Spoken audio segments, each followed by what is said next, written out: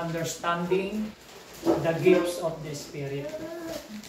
Pagka-unawa tungkol sa gifts of the Holy Spirit. Nakuha niyo na ba yung attendance? Okay. So tuloy-tuloy po tayo sa ating lesson. Ang lesson po natin na ginagawa ay Life in the Spirit class.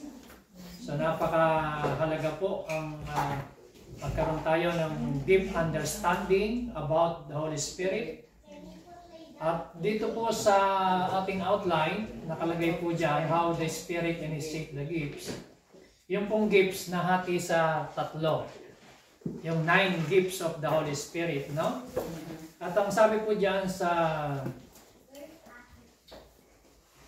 3 division, nakalagay dyan, gift of the Spirit, revelation gifts, vocal gifts, at saka power gifts. So ano ba yung mga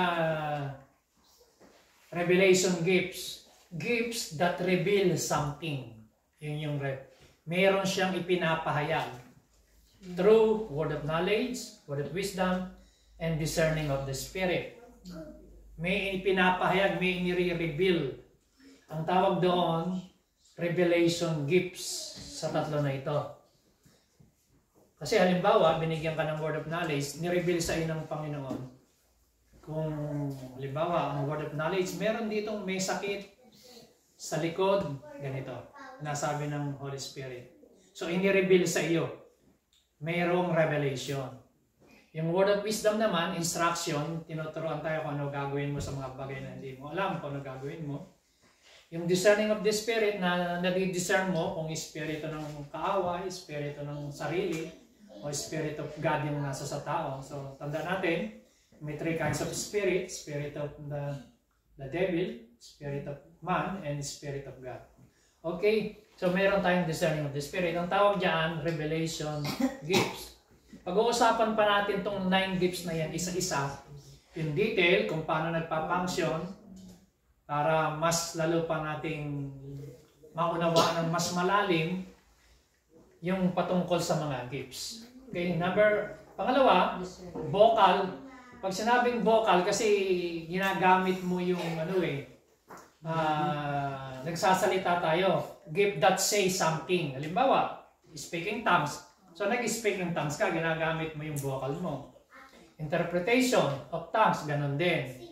Yung prophecy, nagpo-prophesy ka. So kaya nga ang tawag is gifts that say something, vocal gifts. Power gifts, gifts that do something.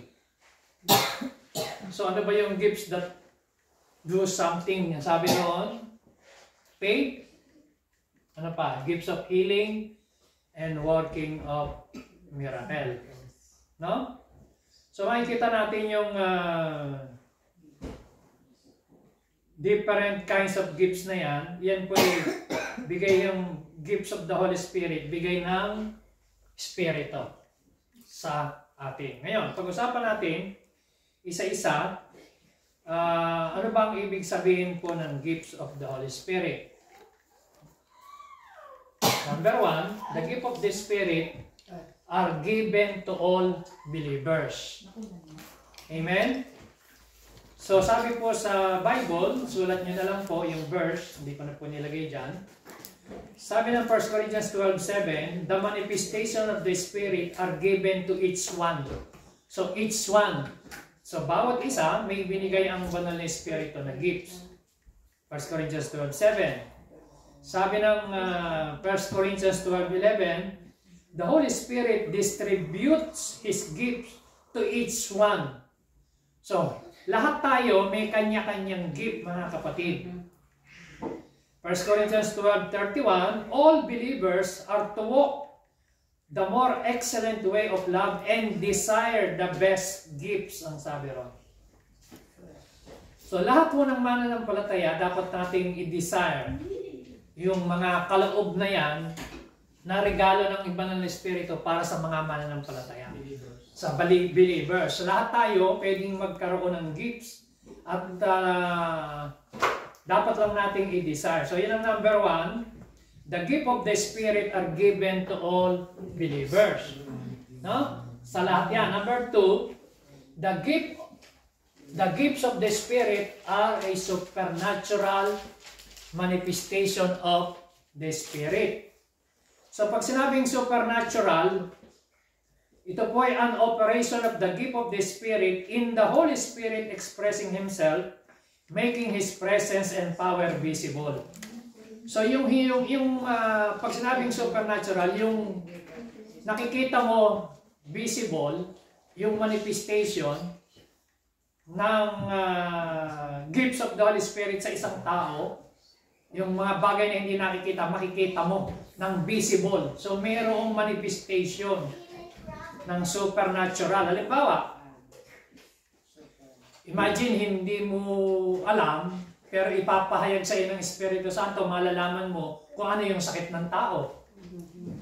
O, di ba? Supernatural yun. Malalaman mo kung ano yung problema niya. Malalaman mo, kaya pala siya malungkot kung ano yung dinadala niya. Masasabihin mo na lang, Sister Brad, sinabi sa akin ng Holy Spirit, meron kang problema, ganito, ganito. Yung iba nga, detail pa ha, inasabi talaga ng detalyado. So, dahil sa word of knowledge and word of wisdom and discerning of the Spirit. So, kaya the gift of the Spirit is a supernatural po yan, manifestation. Nakikita natin yung manifestation. Ganun. Kaya dinidesign mo talaga ang gifts kasi kung gusto natin tayo magamit ng Panginoon, kahit tayo ordinary people, gagamitin ka sa extraordinary na bagay. Yung mga imposible, nagiging posible. Amen. Yung mga natural, nagiging supernatural. At yung mga invisible, nagiging visible, nakikita ng human. Halimbawa, sa healing, di ba? Ay kita mo yung tao naka-wheelchair. Tapos kitang-kita mo, nung ipinag-pray, tumayo. Oh, ibig sabihin, visible yung manifestation ng gift of healing. Kitang-kita mo paano siya nakalakad, kitang-kita mo kung paano, may mga kwento pa nga na mga walang paa o may iksi ang paa. Pag pinag-pray, humahaba talagang gano'n. Nangyayari. Visible yung manifestation ng gift of healing and miracle.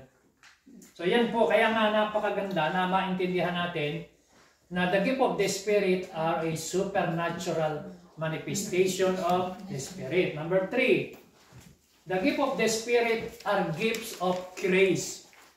So ano po ba yung gift of grace? Di po ba na pag-aralan natin, pag sinabing gifts, dito nang galing yung salitang charisma, given by grace to its believer. So, we therefore do not earn these gifts. Ito ay gifts, kaya nga gifts, regalo. Dapat mo lang i-desire. Pero, hindi mo yan paghihirapan kasi gift nga eh. Regalo ng Holy Spirit. So all we do is to make ourselves ready and work with the Holy Spirit to manifest these gifts. Dapat lang, maging ready tayo, yung sarili natin, na makikooperate, makiisa sa banal na Espiritu. Amen. Kasi kung hindi tayo ready, mag-grieve yung Holy Spirit. Gusto mo gumawa ng Holy Spirit, hindi ka naman tayo ready, hindi tayo nakikooperate, meron siyang gustong gawin sa atin, gusto niya tayong gamitin, ayaw natin, so kaya nahahadlangan. Pero actually, ang Holy Spirit, ang gift, yan po ay grace ng Panginoon sa atin. Amen? Amen. Okay, nasundan niyo po ba ako? Amen. Number 4, the gift of the Spirit are given to edify people and glorify Christ. So kaya tayo binigyan ng gifts sa church, ano ang purpose? To edify people, to edify the church. Kasi po, nakakapagpalakas yan, nakakapagpatibay ng pananampalataya ng mga tao, pananampalataya. At ang dahilan, para maluwalhati ang Panginoon. So the gift of the Spirit are not to make us look good or for any self-promotion. We must not seek to operate the gift out of competition with each other. So ang gift of the Holy Spirit, mga kapatid, ito po ay to edify the church and to glorify Christ. Para sa kaluwalhatian niya. Hindi para sa ating kaluwalhatian. Hindi para tayo magyabang, may gift of healing, lahat ng may sakit, lahat ng pinagpipray ko. gumagaling. So hindi ganon, kaya glory to me, hindi ganon. Glory to God. So, glory to God dapat. By the grace of God, papagalingin ka ng Panginoon. Amen?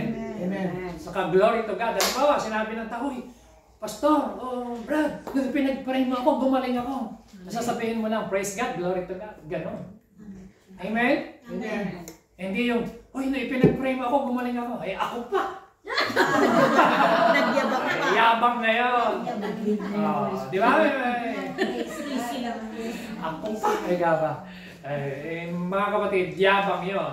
So, hindi nakakaluwalhati. Ngayon, ang sabi ng Bible, whatever you do it for the glory of God. Whether you eat or not, do it for the glory of God. Kaya kasi pag ginagawa mo yan for the glory of God, siya ang naluluwalhati, siya ang bida, hindi tayo. Channel lang tayo, daluyan lang tayo. Okay? So kaya yun ang number 4, the gift of the Spirit are given to edify. Number 5, the gifts of the Spirit are manifested as we walk in love, desire the gifts, and step out in faith. So ang question, paano magmamanifest? Kailangan walk in love. So gagawin mo yan, gagamitin ka ng Lord by love. Kasi pag mahal mo ang tao, nag-ooperate sa iyo yung love ng God, magpapagamit ka sa Panginoon, meron kang compassion. By yung love ng God ang nagtutulak sa iyo. Halimbawa, paano kang hahayo, pupuntahan mo isang tao, halimbawa isang kaluluwa, pupuntahan mo, si-share mo. Kung wala ang love ng Diyos, hindi mo kayang gawin yun Amen. Sabihin mo, kung ayaw mo talaga, pumunta ka ng impyerno. Munti ka sa ulam di ba? Kung ayaw mo. Pero kung dahil nasa iyo yung love ng God, naintindihan mo kung paano ka minahal, naintindihan mo kung paano, naintindihan mo yung sabihin ng John 3:16, He gave His only Son, whoever believes in Him should not perish but have everlasting life. So, ikaw, kaya mong magsakripisyo dahil nagsakripisyo si Kristo sa iyo. Yung love. So, we walk in love and desire the gifts. Desire mo, Lord, gamitin niyo po ako na mga ipinagpipray ko na mga may sakit, Lord, gumaling po, Panginoon. Yung aking mga kamay, Lord, lahat ng aking patungan ng kamay na may sakit, Lord, gamitin niyo po ako. So alam niyo, pag dinidesire mo hanggang sa minsan, napapanaginipan mo, na ikaw ay naglilihas na may sakit. Tapos may mga pangyayari, ipapakita sa iyo ng Spirit, napanaginipan mo yung kapitbahay, may sakit, puntahan mo. Mga ganon. Pag talagang ikaw ay sensitive na sa Spirit, ma-experience natin yung mga bagay na ganyan. Yung ang pamangkin ni Joy, nung minsan, si Rona ang pangalan, tumawag kay Joy, nag-message, sabi sa kanya, Tita Joy, sabi sa akin ng Panginoon, pinagaling ka na. Hindi niya alam na that time si Joy sumasakit ang ulo. Oo. Na-vision niya. Ulo ba yun? Likod ang sumasakit sa iyo na Inireveal sa kanya na ikaw Hindi, yung nag-aano ko nun, yung pinagaling ka na, sabi ng nagpapadoktor ako nun. Ano yung sumasakit sa iyo, no? Ulo ba o likod? Yun dito sa tiyan, sa gilid. Yung inaano yung pag-ihi ko nun dahil tinitreatment ay nagpapa-check up ako. Pero ano yung sinabi ni Rona? Ano raw, pinagaling na raw ako ni Lord. O hindi niya alam na that time. Sakit na may sakit. Ganon. Na-i-reveal ng... Sakto sakto talaga. So ganon siya, yun ang sabihin, may revelation So dinidesire mo nga. Kaya ngayon, step out in faith. By faith, lahat din yan. By faith. Amen. Kasi po, lahat ng ginagawa natin, anything that is not of faith is sin. So we walk by faith, not by sight. The just shall live by faith. So tayo from faith to faith. From glory to glory, from victory to victory. Ang pamumuhay sa pananampalataya, ang ibig sabihin, namumuhay tayo ayon sa sinasabi ng salita ng Panginoon. Hindi sa pakiramdam. So we walk by faith, not by feeling. We walk by faith, not by sight. Hindi nakikita. Hindi yung to see is to believe. Pag nakita ko siya, gumaling na, lumakad, naniniwala ko. Ang tawag doon to see is to believe. Ang faith, maniwala ka muna, saka mo makikita. Sa mundo, makita muna bago maniwala. Baligtad. Kaya niya difference. Tayo by faith. So step out in faith. Amen. Amen. By faith po tayo mga kapatid. Kaya ho, dapat malinaw po sa atin yan. Okay? So number 6, every believer can manifest all of the 9 gifts of the Spirit. Halimbawa, sa church, nagkakaroon tayo ng pagkakatipon, pwedeng mag-manifest yung gift of the Holy Spirit. Halimbawa, si Brother Paulo, nag-speaking tongues po siya. Sa church, may order. Siya lang mag-isa. Ngayon, si Sister Clarence, nagpipray ng gift of interpretation. Pagkatapos siya mag-speaking tongues, sasabihin ni Clarence, ang sinasabi ng Panginoon, ganito, ganito, ganito po ang interpretasyon. Ganon. Tapos, pwedeng magkaroon ng manifestation ng prayer ng mga may sakit o word of knowledge, word of wisdom. Kaya nga, every believer can manifest. Kanya-kanya kasi ng gifts yan. At the same time, habang sa loob ng church, pwedeng mag-manifest yung mga gifts na yan na magamit sabay-sabay sa isang service. Kasi lahat po tayo may kanya-kanyang gift eh. Kaya lang kasi nga, hindi lahat ay sensitive sa gifts, hindi alam kung paano gagamitin yung gifts, hindi alam magpagamit ng gifts. Hindi ready. Kaya, so yun yung difference, yun yung problema. Kaya ho, exciting kami. So, kaya sabi po sa Bible, 1 Corinthians 12:8, for to one is given must be understood as with respect to a particular instant in time and not in terms of ability to manifest the gifts. So lahat tayo may kanya-kanyang different gifts distributed by the Spirit. Sabi ng 1 Corinthians 14:26, meron tayong different gifts are distributed by the Spirit to different people. Iba-iba yung gift natin, iba-ibang tao. So kaya yan yung every believer. Okay? Number 7. Nakuha niyo na po? 7. The best gifts are the gifts needed for the occasion to meet specific needs that are present and glorify Jesus. Halimbawa, ang isang tao nagpapapray sa iyo ay may sakit, ang kailangan mag-operate sa iyo, gift of healing talaga. Miracle. O working of miracle. Amen ba? Amen. So we are to desire the best gifts. So the best gift is the gift that is best suited for the situation. Ang the best gift, halimbawa may taong may problema lumapit sa iyo, mingi ng payo. O anong kailangan mo? Na mag-operate sa iyo, gift of wisdom. Kasi magbibigay ka ng advice eh. Suited sa kanyang sitwasyon. Suited yung nararapat, yung akmang-akma sa kanyang sitwasyon at kalalagayan. Yun ang ibig sabihin niya na sa panahon to meet specific need that are present and glorify Jesus. Okay?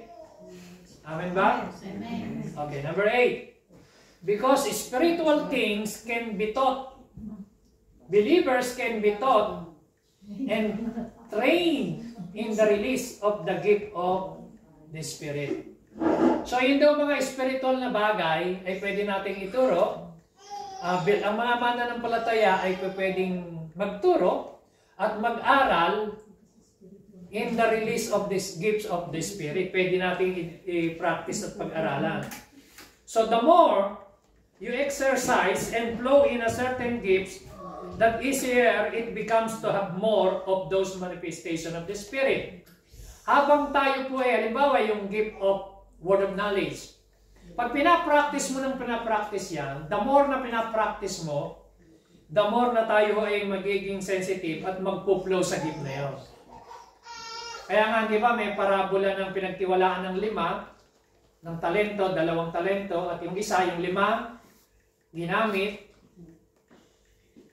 naging 10, yung 2 ginamit, naging 4, yung isa tinago, yung isa na nga, tinago sa ilalim ng lupa, kinuha, at ibinigay sa marami. Sabi ng Bible, ang napagkatiwalaan sa kakonti, ay mapagtitiwalaan sa marami.